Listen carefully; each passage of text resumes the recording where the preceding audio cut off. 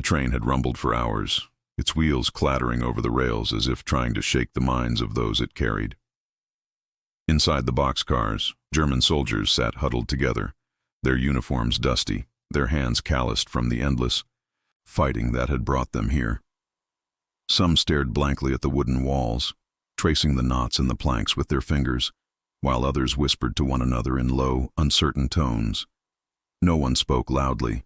The fear of American guards outside the doors was palpable, even if none of them had actually attempted to interfere with a conversation. The air was thick with the smell of sweat and metal, mixed with the faint tang of the damp wood. Outside, they could hear the distant whistle of a train engine, but no landmarks appeared. All they could see were the shadows of forests and the occasional flicker of light from passing towns. The silence was broken only by the occasional cough or the clatter of a piece of gear shifting under someone's foot.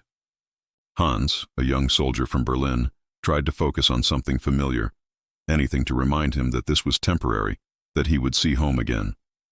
But each mile that passed felt heavier, like a weight pressing down on his chest. He thought of his mother, of the small apartment in the city, of the smell of fresh bread in the mornings. But those thoughts were fleeting.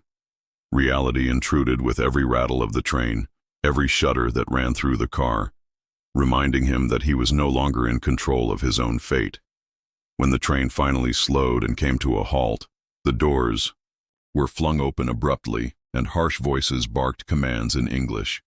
The prisoners, disoriented and wary, were ordered out, one by one, stepping onto a gravel platform that seemed unnaturally bright under the sun. Hans squinted against the glare, trying to take in the surroundings. This was not like any place he had ever seen. No ruins of bombed-out buildings, no scorched earth, no acrid smoke rising from shattered factories. Instead, there were neatly lined barracks, green lawns, and a cleanliness that was almost offensive, in its contrast to the chaos of the war they had left behind. The guards, some of them young and laughing as if this were all a game, herded them toward the camp entrance. They moved quickly, efficiently, and there was no mistaking the difference in power. Hans felt a mixture of fear and awe. Fear because these were Americans, and Americans were victors now. Awe because everything they saw seemed impossible, like a dream constructed to mock the realities they had known for years. As they passed through the gates, a faint smell of cooking drifted through the air. Smells of bread, coffee, and something sweet. A scent that reminded Hans painfully of the home he might never see again. Inside the camp, the prisoners were grouped and counted, their papers checked, their personal belongings catalogued. Everything was meticulous, organized, and efficient, a stark contrast to the disorder of the last months of the war. Hans noticed the calmness in the guards, the way they moved without haste yet with precision, their faces revealing little but their eyes alert. There was a strange sense of order here that made him uneasy. In Germany, even when things were organized, there had always been an underlying tension, a sense that at any moment the chaos could erupt again. Here it was different. This was an entirely new world, one that seemed to operate on rules he had yet to understand.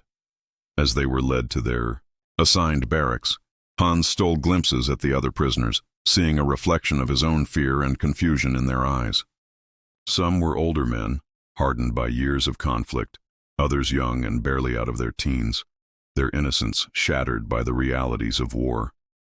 Whispers ran through the group in German, speculation about what lay ahead. Would they be treated fairly? Would they be fed? Could they survive the long weeks and months in a foreign land, under the control of people who had been their enemy? Hans did not know, but he felt a sinking certainty that nothing here would resemble the life he had known before the war. The barracks themselves were simple, yet surprisingly comfortable. Wooden bunks lined the walls, neatly made, with blankets folded at the foot. A few small personal items had been allowed, enough to give a sense of identity, but not enough to make anyone feel at home. Outside the windows, the sun shone on a landscape that was both alien and oddly beautiful. Trees swayed gently in the wind, and the distant hum of activity suggested a life that went on despite the war, a normalcy that seemed almost impossible to grasp. Hans sat on his bunk, feeling the weight of exhaustion and relief at the same time. He closed his eyes and allowed himself a brief moment to breathe, to accept the fact that he was alive, though imprisoned. By evening, the prisoners were called to a mess hall for their first meal. Hans followed the others, noting the bright, clean interior, the clatter of dishes, and the orderly lines. When the trays of food were handed out, he could hardly believe what he saw. There was meat, actual, cooked meat, bread that smelled fresh, and coffee in steaming cups. It was nothing like the thin soups and meager rations they had endured in the last months of fighting. Some prisoners laughed nervously, some stared in disbelief, and a few, like Hans, simply sat down and tried to eat, though the sensation of normality was so overwhelming that they barely tasted the food. As he chewed slowly, Hans realized that this first day in America had shattered more than just his expectations. It had challenged the very framework of his understanding. The war, the enemy, the suffering he had known, all of it seemed to belong to a world that no longer existed here. In this strange land, governed by strange rules, he felt both relief and disorientation. The promise of safety was tempered by the reality of captivity, and as he lay down that night, staring at the ceiling of the barracks, he wondered what the coming weeks would bring, and whether he would ever truly understand this place where the victors lived in prosperity, and the defeated simply survived. The morning sunlight spilled over the neatly trimmed lawns, illuminating the rows of barracks with a brightness that seemed almost unnatural to the German prisoners. Hans stepped out of his bunk, stretching muscles stiff from the train ride and the cramped space of the previous night. Around him, others were slowly emerging, rubbing their eyes, muttering in German, their voices blending with the soft clatter of trays and boots on the wooden floors. There was an almost surreal calm to the camp, a stark contrast to the chaos, smoke, and constant alarms of the front lines they had just left behind. It was a calm that unsettled as much as it comforted. Outside the barracks, the air smelled of fresh-cut grass, pine, and the faint sweetness of flowers planted along the pathways. Hans paused to take it in. In Germany, the land had been scarred by war, shell craters, bombed-out buildings, and rivers of mud where towns once stood. Here everything seemed orderly, cared for, and deliberately pleasant. Even the fences surrounding the camp, topped with barbed wire, seemed almost tame against the backdrop of the clean streets and bright sky. It was as if the Americans had built a world entirely separate from the horrors of combat, a microcosm of civility in the midst of global chaos. The prisoners were gathered for a morning roll call. Guards stood at attention, rifles slung over their shoulders, their posture relaxed yet vigilant. The counting was precise. Names were called in a monotone, and the prisoners responded in unison, their voices carrying a hint of weariness, but also the discipline drilled into them by years of military life. Hans noticed the small differences between the guards. Some were young, barely more than boys, while others were older, experienced, but all moved with the confidence of people who knew they were in control. There was no cruelty in their demeanor, no malice, just a firm, efficient authority. After roll call, the prisoners were allowed to explore the camp under supervision. Hans wandered through the pathways, observing everything with cautious curiosity. The grounds were dotted with sports fields, recreation halls, and gardens. In one corner, prisoners were permitted to tend small vegetable plots, planting carrots, lettuce, and beans. In another, a group of men played soccer with laughter echoing across the open space. Hans had never seen anything like it. War had never allowed time for leisure, let alone organized sports and gardening for prisoners. The juxtaposition of normalcy and captivity struck him as absurd, almost mocking in its comfort. The mess hall, already glimpsed the day before, offered another revelation. Breakfast consisted of eggs, bread, butter, and coffee, items that in Germany had become luxuries, rationed and fought over in the last years of the war. Prisoners ate in an orderly fashion, trays sliding along tables to meet waiting hands. Hans watched as men hesitated, almost afraid to take more than a reasonable portion, unsure if this abundance was real or a trap. A guard smiled at one of the prisoners who had taken an extra slice of bread, and there was no reprimand, only a nod of acknowledgement. Hans felt a pang of disbelief. Was it possible for captors to show kindness in this way? The dormitories were similarly surprising. Each room contained rows of neatly made bunks, and blankets were folded precisely at the foot of each bed. There was space for personal belongings, modest though allowed, a few books, a small photograph, a keepsake from home. Hans had brought nothing, fearing it would be confiscated, but he noted the small comforts allowed here and realized that the Americans seemed intent on preserving some dignity for their prisoners.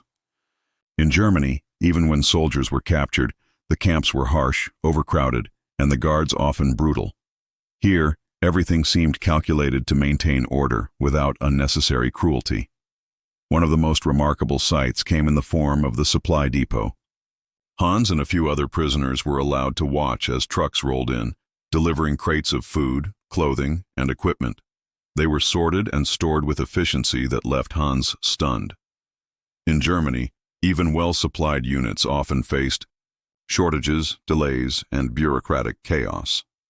Here, resources flowed consistently, predictably, and abundantly.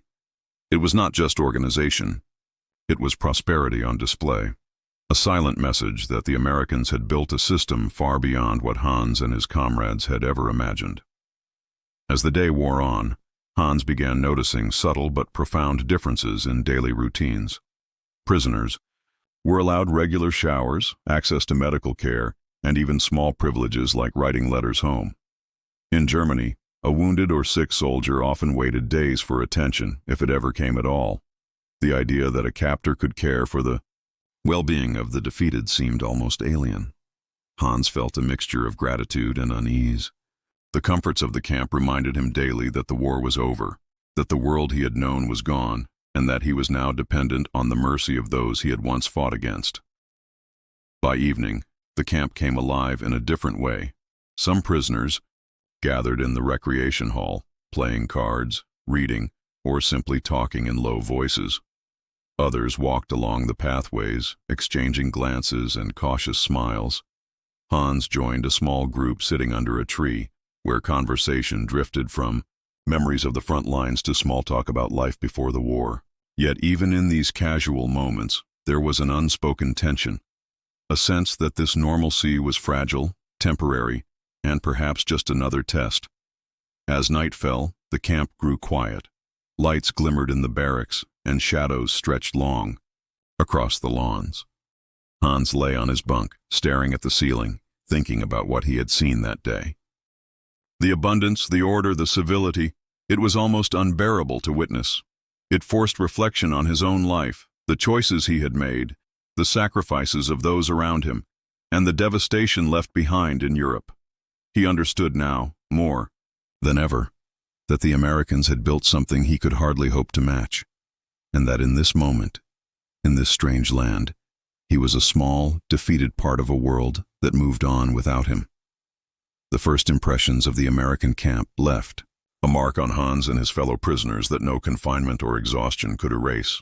It was a mixture of awe, disbelief, and bitter envy. They could never have imagined that their enemies would live in such prosperity, that captivity could be so humane, and that in this world they truly had never stood a chance. Life in the camp settled into a rhythm, one both rigid and strangely comforting. Hans soon realized that the fences surrounding them were not merely barriers of confinement, but markers of an unfamiliar order. Within the barbed wire, the prisoners moved through days structured by rules and schedules that seemed almost trivial, yet imposed a discipline far removed from the chaos of battlefields. Wake-up came with the sharp sound of a whistle. Meals were timed precisely, and work details were assigned with methodical efficiency. At first, these routines felt constricting, but gradually the rhythm began to shape their lives, providing a sense of predictability the war had never allowed. The barracks became a microcosm of the world they had lost. Inside, men organized their few possessions meticulously, creating small personal spaces that brought a semblance of identity to the uniformity of camp life. Hans spent hours repairing the edges of his worn uniform, smoothing out creases, and polishing his boots, finding in the small acts of care a temporary escape from the constant awareness of confinement. Conversation flowed cautiously as prisoners debated politics, recounted experiences from the front, and speculated about the war's end. In these moments, Hans realized that despite the fences, human life persisted in its quiet ways, carrying humor, longing, and hope even amidst captivity.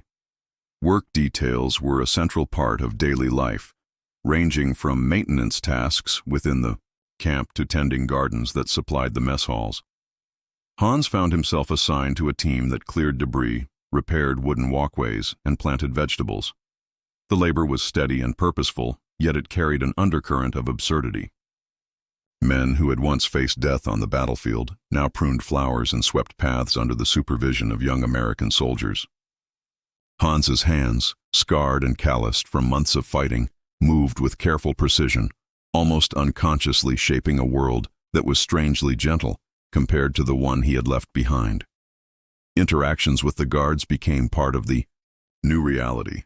Some prisoners had expected cruelty, but what they encountered instead was an often paradoxical mix of authority and civility. The Americans enforced rules with firmness, yet there were moments of unexpected humanity. A guard might offer advice on the proper planting of vegetables or share a small joke during roll call. These fleeting moments of connection were unsettling for men like Hans, who had been conditioned to view the enemy as irredeemable.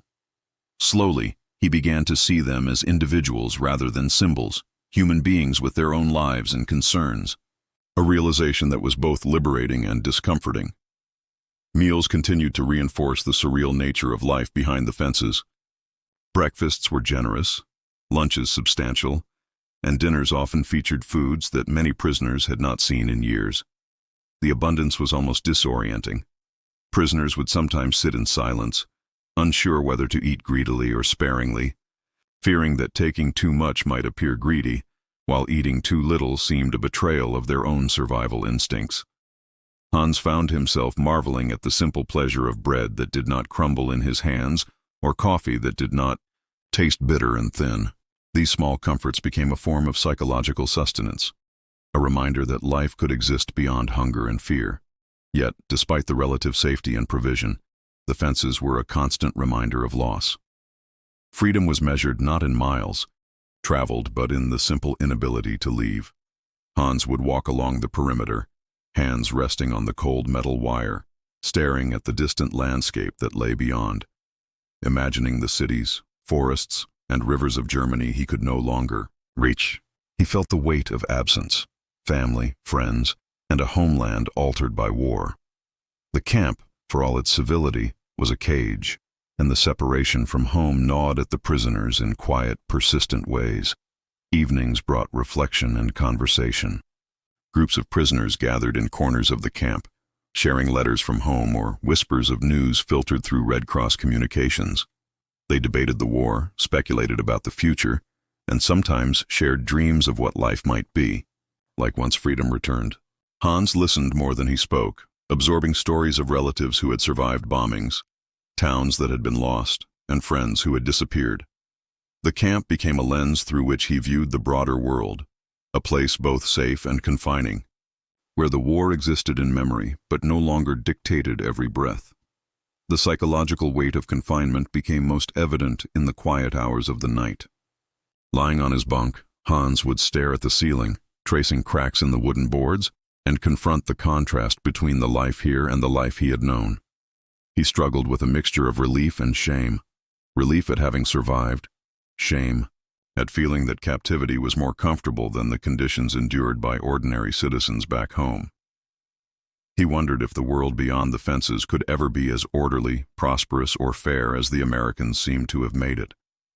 And he recognized with a quiet despair that he and his comrades had lost not just a war, but the chance to shape a world comparable to this one.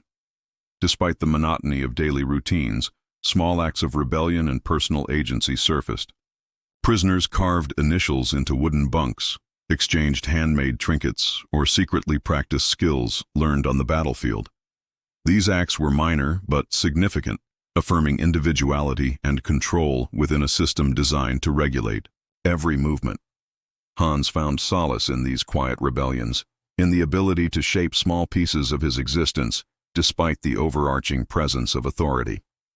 As weeks turned into months, the rhythm of camp life became internalized. Hans learned to navigate the schedules, to anticipate the moods of guards, and to derive a sense of order from the repetitive cycles. Yet, in every corner, in every act of routine, there was a constant underlying reminder. They were outsiders, in a world they could observe but never fully inhabit. The fences did more than contain their bodies. They contained the possibility of matching the prosperity and stability that Americans displayed so effortlessly. Hans realized that the camp was a study in contrasts: security without freedom, abundance without choice, civility without agency, and that these contrasts would linger in his memory long after the war ended. Life behind the fences was a paradox, a mixture of human kindness and enforced restriction, of comfort and confinement. For Hans and his fellow prisoners, it was a time of reflection as much as survival, a period in which they began to understand the sheer magnitude of the world they had lost and the unfamiliar world they were now forced to inhabit. They would endure, adapt, and observe, but the knowledge that they could never truly measure up to this new world remained a silent companion, present in every step along the gravel paths and in every glance beyond the barbed wire. Hans had seen hunger before, starvation that gnawed at the stomach and mind alike, but nothing in Germany had prepared him for the sight of the American mess halls. He remembered the first tray handed to him, loaded with meat, bread, potatoes, and butter, and the shock that had paralyzed him for a moment. The smell alone was intoxicating, a rich mixture of roasting meat, fresh-baked bread, and sweet coffee. Around him, other prisoners stared in silence, unsure whether to begin eating or to simply gape at what lay before them. Some whispered in disbelief, "Ist das echt? Is this real?" as if acknowledging the food would make it disappear. Meals were served on time and in abundance, a stark contrast to the last years on the front, where rations were meager and often contaminated. In Germany, a single slice of bread could be the difference between hope and despair, yet here trays were filled freely, and seconds were readily offered. Hans observed the men around him, noting the way some hesitated, unsure if taking more would be greedy, and others devoured the food with a combination of gratitude and lingering suspicion. There was a tension between survival instincts and the strange new normal of plenty. Beyond the mess halls, the camp's stores and supplies further astonished the prisoners. Clothing, shoes, soap, and personal items were provided in sufficient quantity that scarcity was almost unimaginable. Hans marveled at the availability of clean uniforms, towels, and shoes in every size, all maintained in orderly stacks. In Germany, even basic necessities had been rationed strictly, and soldiers often went months without replacements for worn boots or tattered clothing. Here, everything was replenished regularly, creating an environment where the men could attend to personal hygiene and comfort in ways they had long forgotten. One of the most surreal experiences for Hans was the opportunity to see goods that represented American life beyond the war. Packages of chocolate, canned fruit, coffee, and even chewing gum were distributed as occasional treats. He had never imagined tasting chocolate that was not bitter, or drinking coffee that did not taste like soot mixed with water. The abundance was disorienting, almost excessive, and he began to understand that this prosperity was a reflection of a society that had been largely untouched by the devastation of the European front. In every bite, every sip, Hans felt both pleasure and shame. Pleasure for having these comforts, shame for the memory of those back home scraping by. Daily life outside the barracks continued to reinforce this perception of abundance. Gardens flourished under the careful attention of prisoners, providing fresh vegetables and herbs for the camp kitchens. Laundry was collected and returned meticulously, cleaned and folded. Workshops offered small tasks, such as repairing furniture or assembling supplies that were compensated with additional privileges or small treats. Hans found the contrast with his experiences in Germany astonishing. The war had stripped soldiers of all sense of normalcy, yet here, even in captivity, normal life seemed abundant, structured, and attainable. It was not only material wealth that shocked the prisoners. The camp's recreational facilities, the soccer fields, reading rooms, and even musical instruments added a richness to life that was previously unimaginable. Hans watched as men kicked a ball across the green expanse, laughter echoing across the camp, Others sat in the recreation hall, reading newspapers or letters from home. For the first time in years, prisoners experienced leisure as something more than a fleeting moment between battles or ration lines. The existence of comfort, entertainment, and choice was almost incomprehensible. Interactions with the Americans deepened the sense of disorientation. Guards and camp officials displayed civility and sometimes even generosity. When Hans once asked for an extra blanket on a particularly cold night, the request was met without hesitation. A guard simply handed him a neatly folded warm blanket and smiled. Hans could not reconcile this with the notion of an enemy, the idea that Americans were supposed to be harsh, unforgiving, and vengeful. Instead, he faced a daily reminder that life could be both secure and abundant, even for those who had once been the enemy. The abundance extended beyond food and goods to the general environment of the camp. Pathways were maintained, buildings were clean, and the air seemed to carry a freshness that Hans had almost forgotten existed. Birds sang freely in the trees, the sky appeared bluer, and the sun seemed to shine on a world that had not been consumed by bombs or smoke. Even the fences, though a reminder of captivity, were surrounded by carefully kept grounds. The contrast between this order and the devastation he had witnessed in Germany was overwhelming. The psychological impact of such abundance was profound. Hans observed that some prisoners struggled to adjust, their instincts hardened by years of deprivation and survival. Others, like himself, felt a deep sense of envy and guilt, envy for the Americans' prosperity and the lives they led, guilt that they were receiving comfort while so many at home were suffering.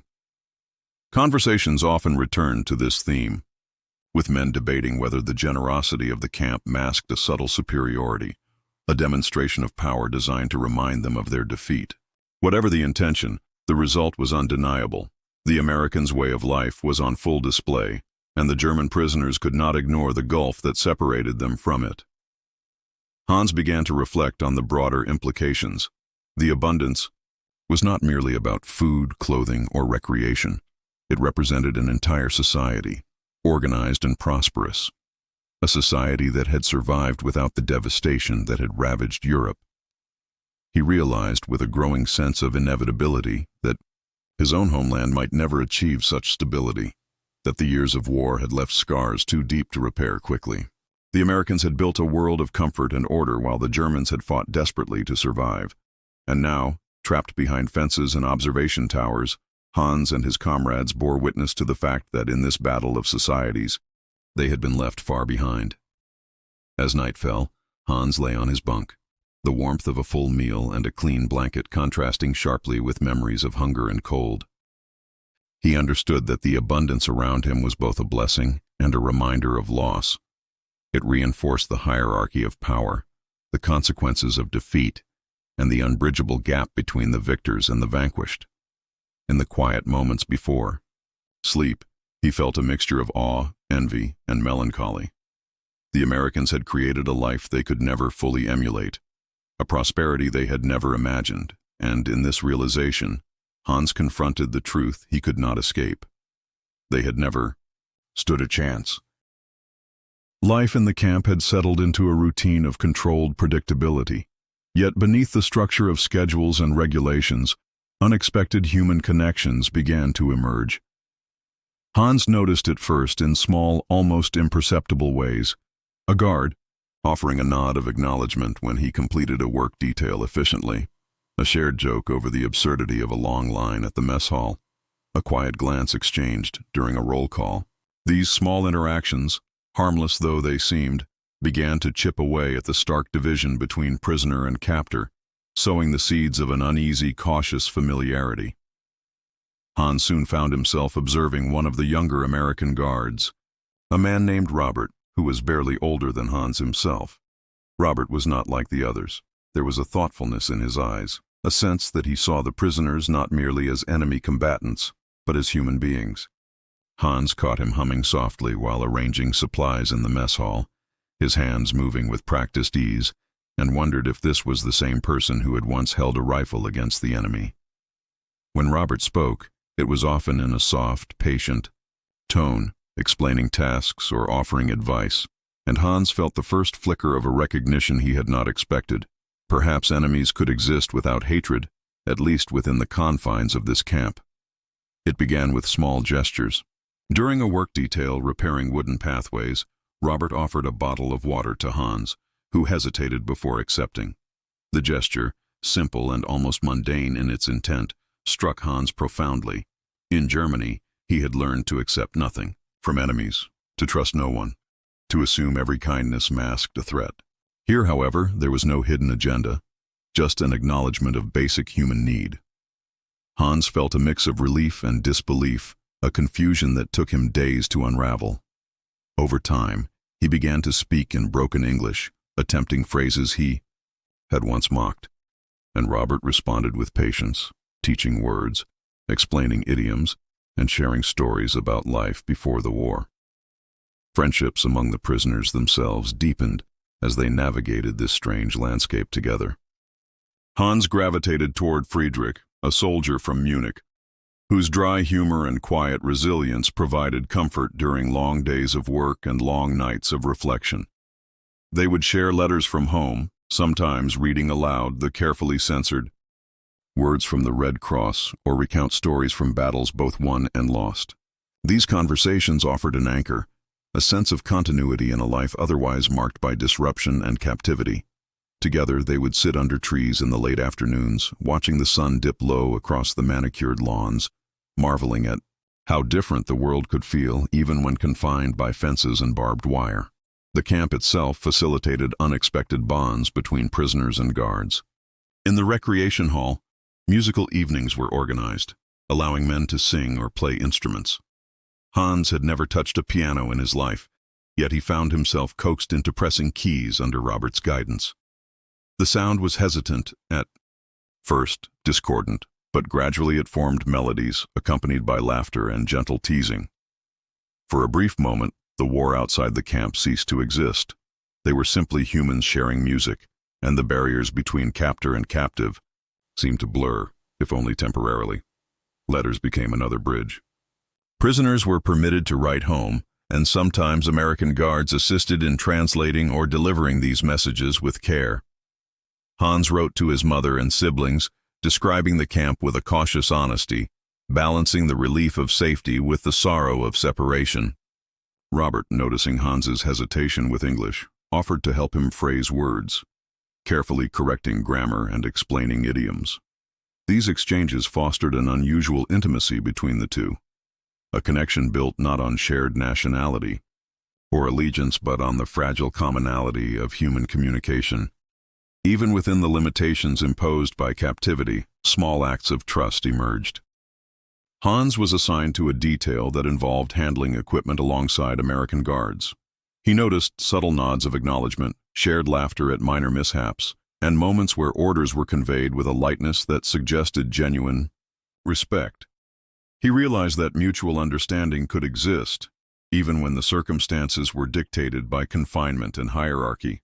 This awareness created a sense of dignity, a recognition that the humanity of both sides could not be erased by war alone, yet not all interactions were easy. Suspicion lingered beneath every exchange, reminders of the larger conflict that had brought them together under these conditions. Hans observed some prisoners who refused to speak with the guards, who recoiled at even casual gestures of kindness, and he understood their fear. Trust in this environment was earned slowly, measured against the backdrop of years of indoctrination and survival. Every friendship, every gesture of goodwill was fragile, held together by conscious effort and cautious optimism.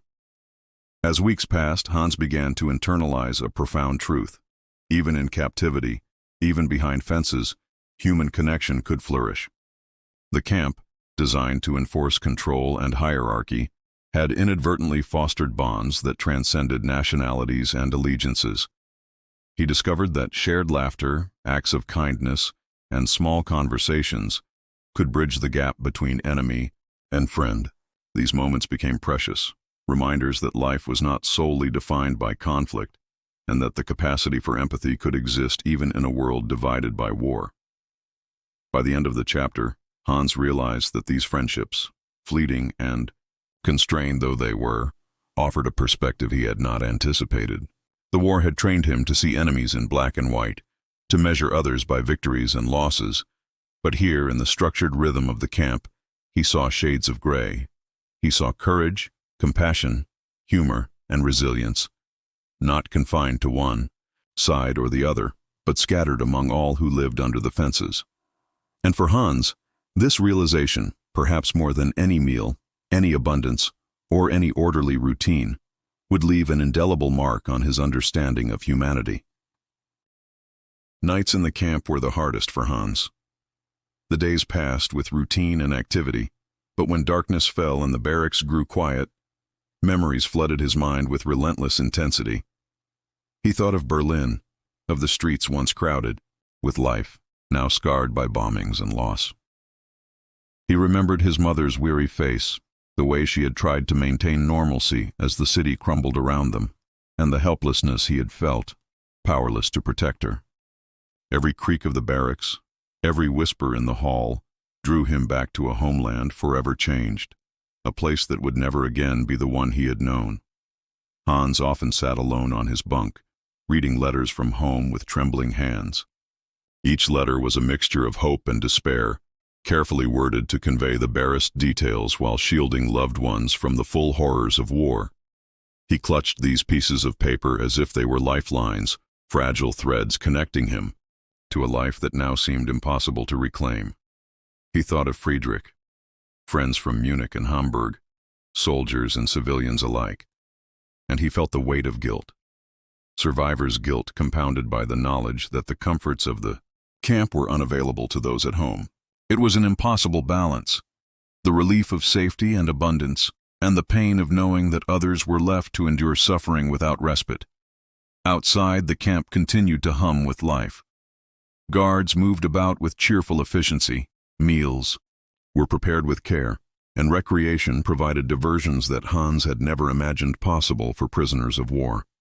Yet none of this could quiet the inner turmoil that came with reflection.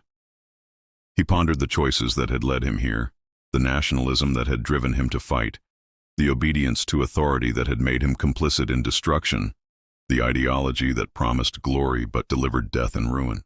The American world he now observed with fascination and envy was a stark mirror, reflecting not only what he had lost, but what Germany itself might never achieve. Hans often walked along the perimeter fence, tracing the barbed wire with his hands, and gazing at the horizon beyond. He imagined cities untouched by bombing, rivers flowing free of debris, and children playing in streets not scarred by war. In these moments, the enormity of the conflict hit him with overwhelming force. The war had reshaped Europe, decimated families, and uprooted communities. And yet, across the ocean, Americans lived in abundance, security, and order, almost indifferent to the devastation elsewhere. The disparity was unbearable to contemplate, and Hans felt a mixture of awe, bitterness, and helplessness. Conversation among prisoners frequently turned to these reflections. In quiet corners under trees or on the edges of the recreation fields, men shared stories of destruction and survival. They spoke of homes lost, towns leveled, and families displaced. They spoke of what Germany had been and what it had become.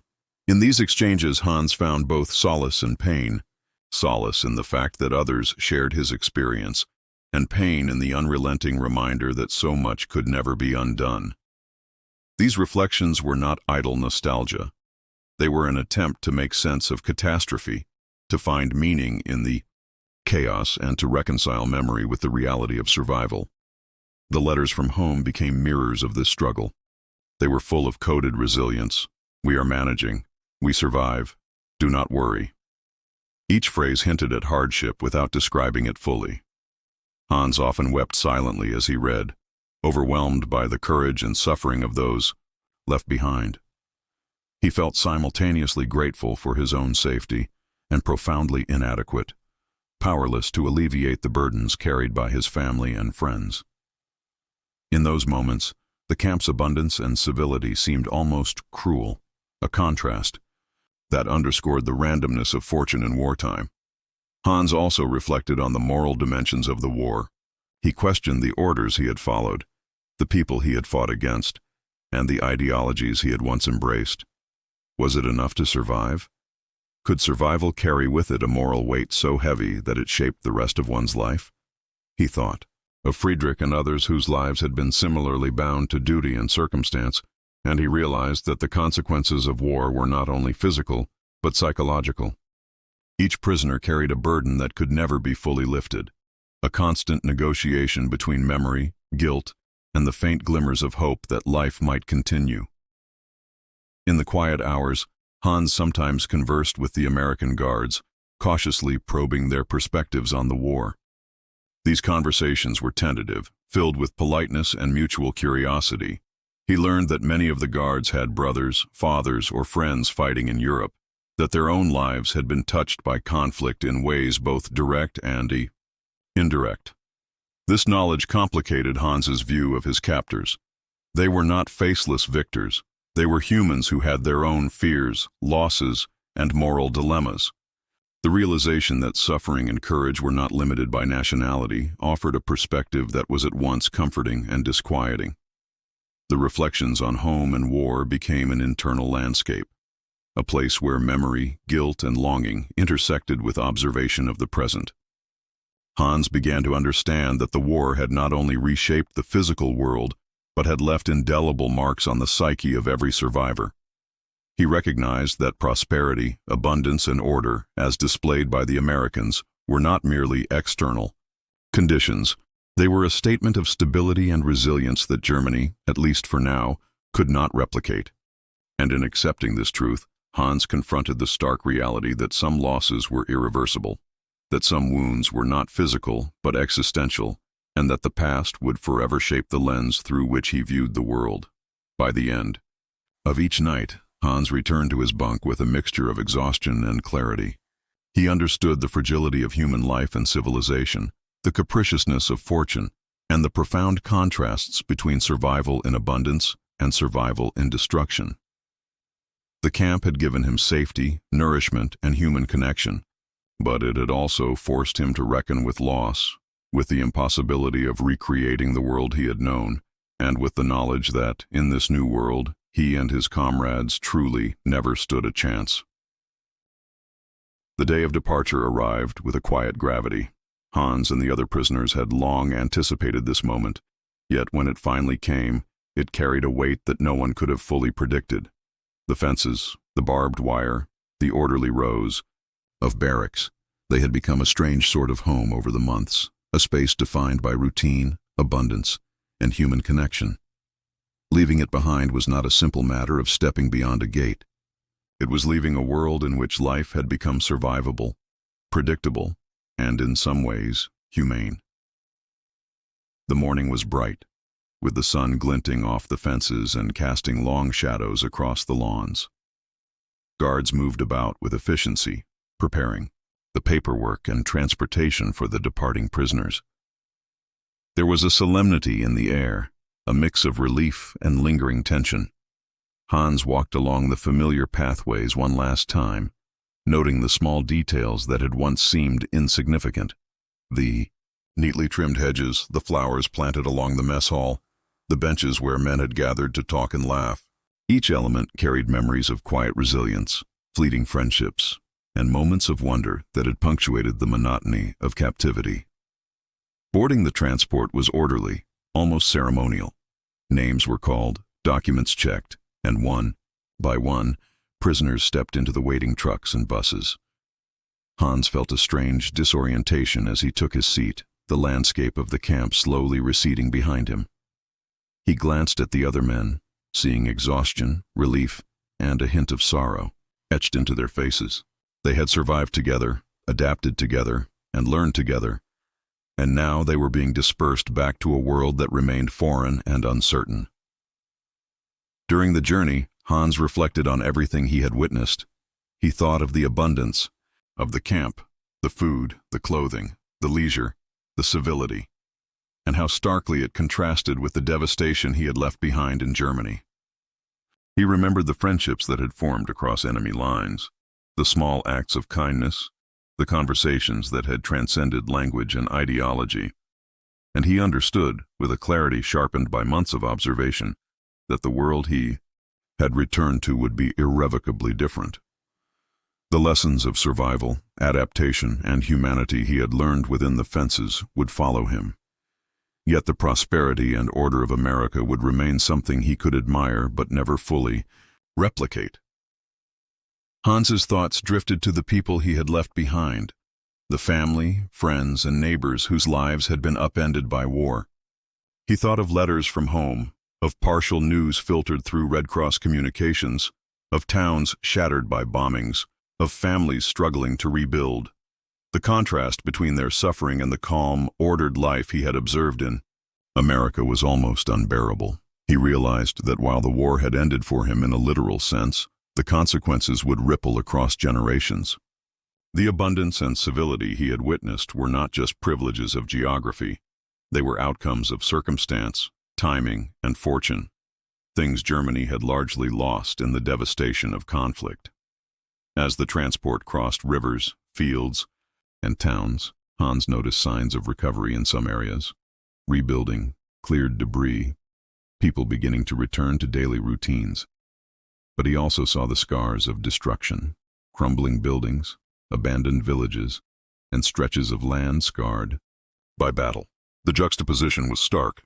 He felt both hope and despair, a recognition that life could endure yet be forever marked by loss.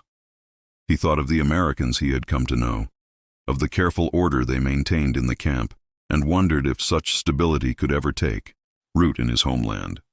The thought left him both humbled and envious. Upon arrival at the reception point for returning prisoners, Hans experienced a mixture of relief and anxiety. The familiar language, the recognition of fellow countrymen, and the prospect of home were comforting, yet there was also the realization that reintegration would not be simple. He had changed in ways subtle but profound. His expectations, his understanding of humanity, his perception of what was possible in a society free from constant deprivation. He knew that he would carry the memory of America, its abundance, and its civility as a benchmark against which all future experiences would be measured. The first steps out of captivity were both liberating and disorienting. The world was the same, yet profoundly altered in his mind. Streets seemed narrower, buildings older, and the air heavier with the residue of conflict. He noticed the scarcity in food, the unevenness of reconstruction, and the cautious way people moved through towns still recovering from the devastation of war. Yet he also saw resilience, children playing amidst rubble, neighbors helping one another, communities slowly attempting to stitch together the fabric of life. Hans understood that survival was no longer about immediate hunger or fear, but about endurance, patience, and the slow reconstruction of both home and self. As days turned into weeks, the memory of the American camp lingered. Hans would recall the warmth of the bunks, the laughter of men across language and national divides, the abundance of meals, and the careful order of a society that had preserved civility even for the defeated.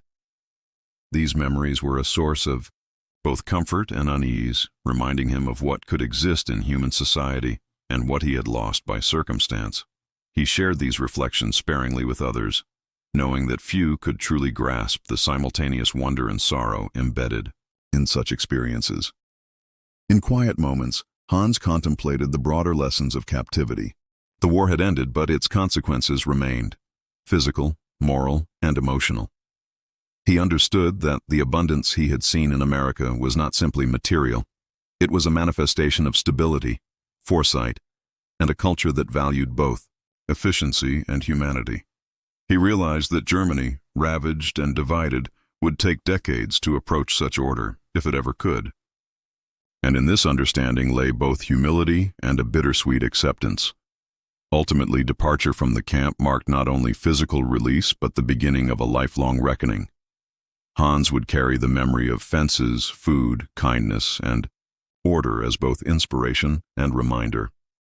He had witnessed a society that thrived even amid the shadow of war, a world where victory created not only power but also civility and abundance. And he understood, with quiet resignation, that he and his compatriots had never stood a chance to replicate it, not because of their will or effort, but because history had left them on the losing side of both battle and circumstance. As Hans walked into the uncertain light of post-war Europe, the lessons of captivity remained indelibly etched in his mind. He carried with him sorrow for what was lost, gratitude for survival, and an enduring awareness of the stark contrasts between worlds divided by fortune, geography, and history. The fences were behind him, but the weight of memory, the abundance, the civility, the friendships, and the impossible prosperity he had witnessed would remain with him forever, shaping the rest of his life in ways both profound and inescapable.